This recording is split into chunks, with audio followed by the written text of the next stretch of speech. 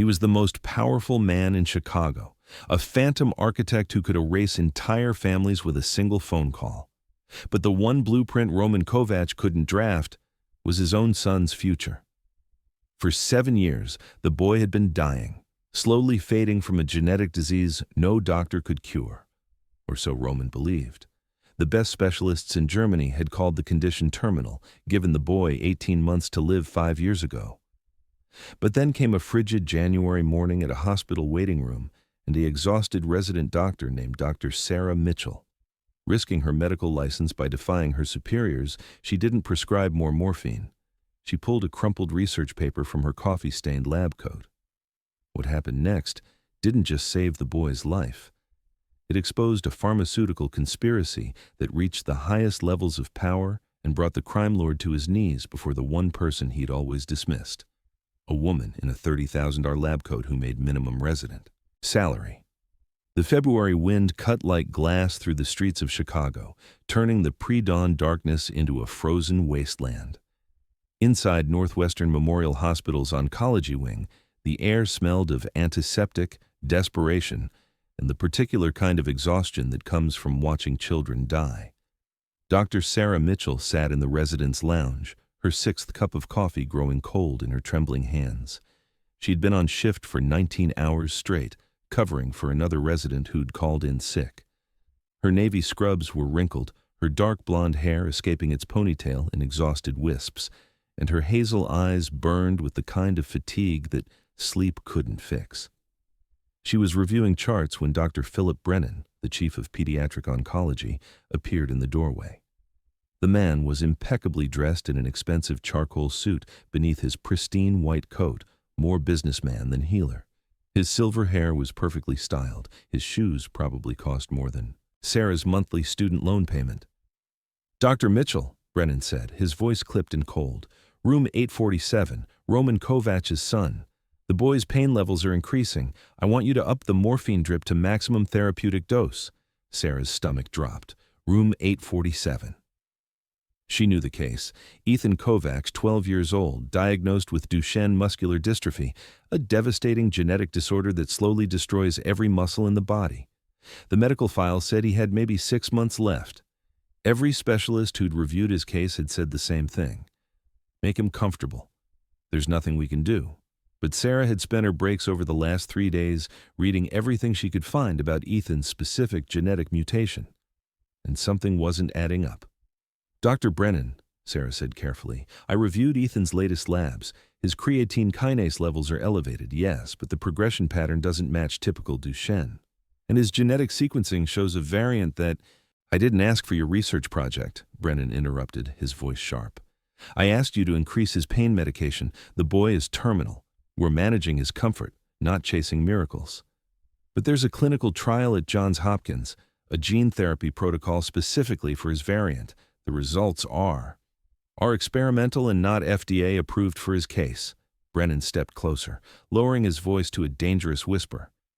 "Do you know who Roman Kovac is, Dr. Mitchell? Do you know what he does when he's unhappy?" Sarah swallowed hard. She knew. Everyone in Chicago knew. Roman Kovac controlled half the construction in the city, owned dozens of legitimate businesses, and was widely suspected of running one of the most sophisticated criminal organizations in the Midwest. His name was whispered in courtrooms and council chambers. People who crossed him tended to disappear. "He's donated $3 million to this hospital," Brennan continued. "He's personally funded the new pediatric wing. And he has made it very clear that he wants his son comfortable and pain-free for whatever time he has left. He doesn't want false hope. He doesn't want experimental treatments. He wants dignity. So you will increase the morphine, you will keep the boy comfortable, and you will not mention gene therapy, experimental protocols, or anything that suggests we haven't done everything possible. Am I clear?" "Crystal," Sarah said, her voice flat. Brennan left without another word. Sarah sat there for a long moment, staring at her cold coffee. Then she pulled out her phone and opened the email she'd saved, the one from Dr. Rebecca Chen at Johns Hopkins. The subject line read, Kovac case, urgent. This child is savable. Dr. Chen had been Sarah's mentor in medical school, When Sarah had sent her Ethan's genetic profile out of desperate curiosity, Dr. Chen had responded within hours. Her message was blunt. This boy doesn't have typical Duchenne. He has a micro-deletion variant that makes him a perfect candidate for our exon-skipping therapy. We have a 78% success rate with this exact mutation. Why the hell isn't he in our trial? Sarah had tried to tell Brennan. She'd tried to tell the attending physicians. They'd all given her the same response. The boy is terminal. The family doesn't want false hope. Focus on comfort care. But something felt wrong. Very wrong. Sarah stood up, grabbed her stethoscope, and walked toward room 847. She wasn't going to increase the morphine. Not yet. Not until she talked to the boy. And maybe, if she was brave enough, to his father. Room 847 was at the end of the corridor, isolated from the other patients. Two men in expensive suits stood outside the door, bodyguards obviously. They weren't subtle. Shoulder holsters, earpieces, the cold eyes of professionals who'd done violence and would do it again without hesitation. "I'm Dr. Mitchell," Sarah said, her voice steadier than she felt. "I'm here to check on Ethan." The guards looked at each other. One of them spoke into his wrist microphone. "Doctor incoming." The door opened and Sarah stepped into the room. It was less a hospital room and more a luxury suite. The standard hospital furniture had been replaced with expensive pieces, a real bed instead of a hospital bed, leather chairs, a massive television, shelves filled with books and video games. Medical equipment beeped quietly in the corner, but it was almost hidden behind decorative screens. On the bed, propped up against a mountain of pillows, was Ethan Kovach. He was painfully thin, his arms and legs wasted from muscle deterioration. His dark hair was cut short, and his face, so much like his father's, was pale and drawn. But his eyes were bright, intelligent, and very much alive. Beside the bed, sitting in one of the leather chairs with his jacket off and his sleeves rolled up, was Roman Kovach. Sarah had seen pictures, but they didn't capture the presence of the man. He was in his mid-40s, tall and broad-shouldered, with silver-threaded black hair and a face that looked like it had been carved from granite. His eyes were the color of winter ice, gray and sharp and calculating. He was reading aloud from a book, The Count of Monte Cristo, his deep voice filling the room with dramatic narration. He stopped reading when Sarah entered. His eyes locked onto hers, and she felt the weight of his attention like a physical force. "You're not Dr. Brennan," Roman said. It wasn't a question. "Dr. Sarah Mitchell, pediatric resident," Sarah said, approaching the bed. "I'm covering the night shift. I'm here to check Ethan's vitals and pain levels." Roman's eyes narrowed slightly. "Dr. Brennan said he would be handling Ethan's care personally." "Dr. Brennan is handling 6 other critical patients tonight. I'm more than qualified to monitor Ethan's status." She turned to Ethan, softening her expression. "Hi, Ethan. How are you? Feeling tonight?" The boy looked at his father before answering. Roman gave a slight nod. "Tired," Ethan said. His voice was weak but clear. "My chest hurts when I breathe. Dad says it's the disease getting worse." Sarah pulled out her stethoscope. "Can I listen to your lungs?" Ethan nodded. Sarah performed a quick but thorough examination, listening to his heart, his lungs, checking his oxygen saturation, examining his muscle tone. Every measurement she took confirmed what she already suspected. "Ethan," Sarah said gently, "on a scale of 1 to 10, how bad is your pain right now?" "Maybe a 4, Ethan said, glancing at his father again. "It's not that bad. Dad, can we keep reading? We were at the part where Edmund escapes the prison." "In a moment," Roman said. His eyes never left Sarah. "Dr. Mitchell, my son's pain management protocol is clearly documented. Dr. Brennan assured me that Ethan would be kept comfortable." "He is comfortable," Sarah said carefully. "His pain levels are manageable with his current medication. I don't think we need to increase his morphine dose tonight." Roman stood up. He was imposing, filling the room with barely contained intensity. "Dr. Brennan specifically said—" "Dr. Brennan isn't here," Sarah interrupted. She knew she was taking a massive risk, but something in her refused to back down. "And I'm the doctor examining your son right now. His pain is at a 4. That's manageable. Increasing his morphine to maximum therapeutic dose would sedate him heavily. He'd sleep 18 hours a day. Is that what you want?" I want him comfortable, Roman said, his voice dropping to a dangerous low. I want him pain-free for whatever time he has left. I don't want him suffering. He's not suffering, Sarah said. He's reading adventure novels with his father. He's talking. He's alert. If I increase his morphine the way Dr. Brennan wants, you'll lose that. You'll lose him while he's still here. Roman's jaw clenched. You're questioning Dr. Brennan's judgment? I'm questioning whether keeping him heavily sedated is in Ethan's best interest. The room went very quiet.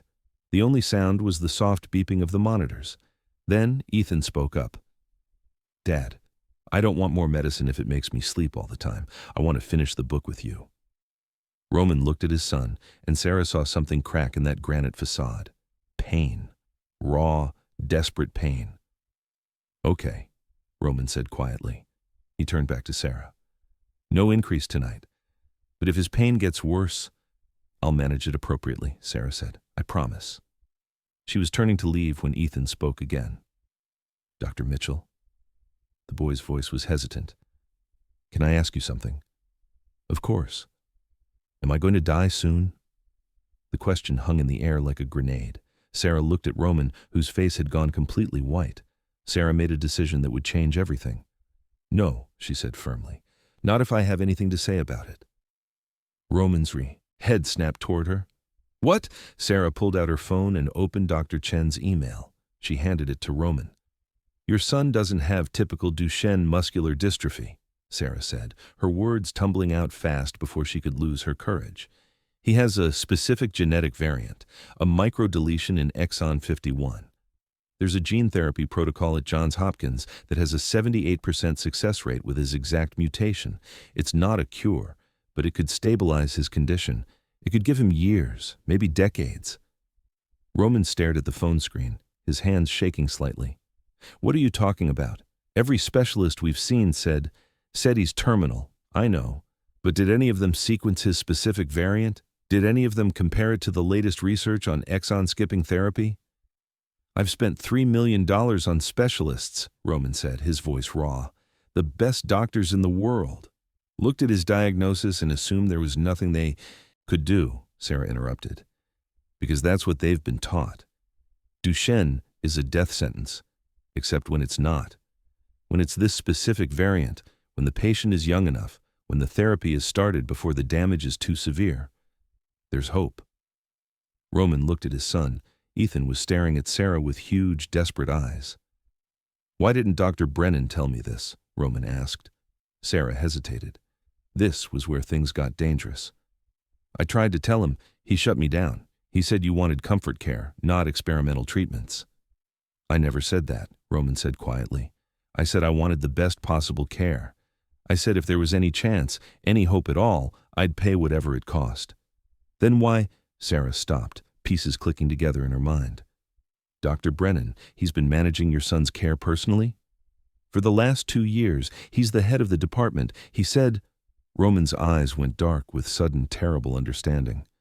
What aren't you? Telling me, Dr. Mitchell? Sarah pulled out her tablet and opened a file she shouldn't have accessed. A file showing the hospital's pharmaceutical contracts. Specifically, the contract with Helix Pharmaceuticals, the company that manufactured the specific morphine compound they used for terminal patients. A contract that paid Dr. Brennan a significant consulting fee for every patient enrolled in their end-of-life comfort care protocol. A protocol that kept patients sedated, comfortable, and dying on schedule. A protocol that prevented them from seeking experimental treatments elsewhere. I think, Sarah said carefully, that Dr. Brennan has a financial incentive to keep your son in palliative care rather than sending him to experimental trials. The temperature in the room dropped 20 degrees. Show me, Roman said, his voice like ice cracking. Sarah handed him the tablet. Roman read through the documents, his face growing colder with each line. Then he made a phone call. Dimitri, get to Northwestern Memorial. Now. Bring the lawyers, all of them. He hung up and looked at Sarah. Dr. Mitchell, you're going to explain everything you know, every detail, every suspicion, and then you're going to tell me exactly what my son needs to survive. For the next hour, Sarah explained. She showed Roman the genetic reports, the research papers, the success rates from the Johns Hopkins trial. She explained how exon-skipping therapy worked, how it could slow or even stop the progression of Ethan's specific variant. Roman listened to every word, asking sharp, intelligent questions. This wasn't a mobster. This was a desperate father with the resources to move mountains and the will to destroy anyone who stood between him and his son's survival. By dawn, Roman's team had arrived, lawyers, security, and a private investigator who started pulling every document related to Dr. Brennan's financial dealings. And by 9 a.m., when Dr. Brennan arrived for his shift, he was met in the lobby by federal agents, hospital administrators, and Roman Kovac's legal team. The pharmaceutical conspiracy unraveled fast. Brennan had been steering terminal patients away from experimental treatments for years, keeping them in expensive palliative care protocols that benefited Helix Pharmaceuticals. Dozens of families, dozens of children who might have had a chance. Ethan wasn't the only victim. He was just the one whose father had the power to burn the whole system down. 3 weeks later, Ethan Kovac was enrolled in the Johns Hopkins gene therapy trial. Dr. Rebecca Chen herself flew to Chicago to oversee his treatment. The therapy was aggressive, expensive, and uncertain. But it was hope. And 6 months after that, Ethan walked out of the hospital on his own legs for the first time in 2 years. The disease had stabilized. The therapy was working. Roman Kovac stood in the hospital parking lot, watching his son kick a soccer ball with the physical therapist, and wept. Sarah had been there for all of it. She'd left her residency at Northwestern, forced out quietly after she'd blown the whistle on Brennan. But Roman had made a single phone call, and suddenly Sarah had job offers from every major research hospital in the country. She'd chosen to stay in Chicago, to oversee Ethan's care, to make sure no one ever lied to this family again. One evening, as they watched Ethan playing in the therapy gym, Roman turned to Sarah. "You destroyed your career for my son," he said quietly. "You stood up to your boss, to a corrupt system, to me." "Why?" Sarah looked at him. "Because someone had to. Because Ethan deserved the truth. Because I didn't become a doctor to watch children die when they don't have to." Roman was quiet for a long moment. "Dr. Brennan thought he knew what I wanted. He thought I wanted comfortable lies. He was wrong. I want the truth, Dr. Mitchell, always, no matter how painful. Even when the truth is." "Dangerous?" Sarah asked. "Especially then." Roman looked at her with those ice-gray eyes, but they weren't cold anymore. They were warm, human. "You're not like anyone I've ever met. I'm a broke resident with 6 figures in student debt and a tendency to piss off powerful people," Sarah said. "I'm a terrible investment." "Good thing I've always been good at seeing value where others don't," Roman said. He held out his hand. "Stay, Dr. Mitchell. Work with my son. Help him live. I'll fund your research. I'll make sure you never have to choose between doing the right thing and paying your bills. Are you offering me a job or proposing?" Sarah asked, half joking. Roman smiled, a real smile, warm and genuine. "Right now, a job, but give me a few months and we'll see where things go." 2 years later, Sarah Mitchell married Roman Kovac in a small ceremony at the Chicago Botanic Garden. Ethan, healthy and strong, walked her down the aisle. The crime lord had found redemption in the arms of a doctor who refused to let his son die. The doctor had found a family she'd never expected, and behind the suit, the expensive tailored armor Roman wore to the world, was a man who'd learned that the most powerful thing he could do was trust someone brave enough to tell him the truth. 5 years later. Epilogue. The Mitchell-Kovac Foundation for Genetic Research held its annual gala at the Art Institute of Chicago. Ethan Kovac, 17 years old and thriving, stood at the podium in front of 300 people, researchers, doctors, families of patients saved by the foundation's work.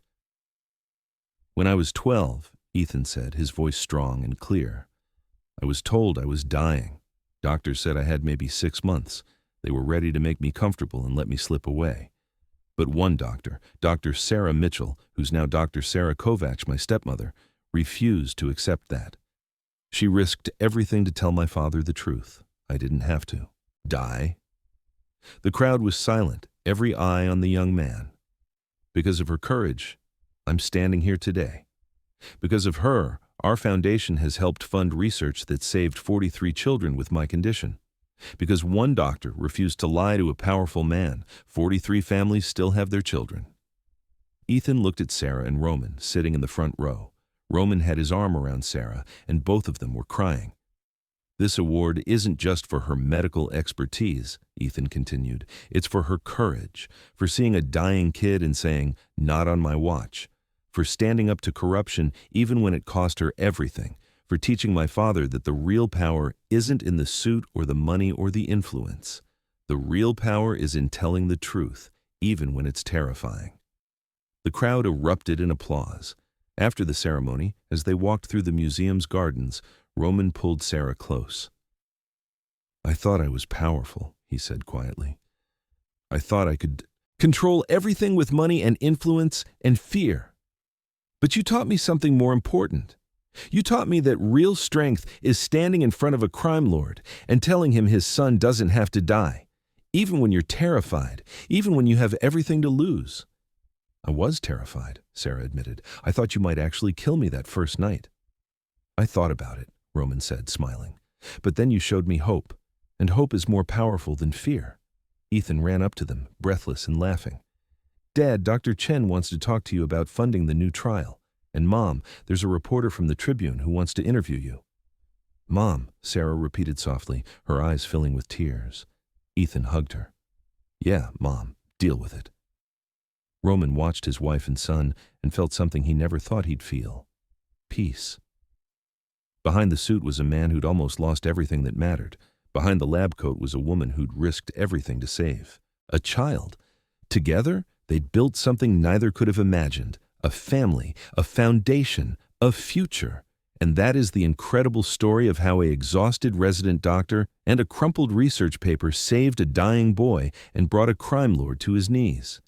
It reminds us that behind every expensive suit could be a desperate father. Behind every white coat could be a hero willing to risk everything. And sometimes the most powerful act isn't violence or money or influence. Sometimes it's simply refusing to accept a lie when the truth could save a life. If this story touched your heart, hit that like button. Share this with someone who needs to be reminded that courage doesn't always roar. Sometimes it's the quiet voice that says, "Not on my watch." And subscribe to Behind the Suit for more stories where the facade cracks and the truth finally bleeds through. What would you have done if you were Dr. Mitchell? Would you have challenged the powerful doctor? Would you have risked everything for a patient you barely knew? Let me know in the comments below. Thanks for watching. And remember, behind every suit is a human being. Behind every lab coat is someone fighting their own battles. Look closer, see deeper. The truth is always worth fighting for.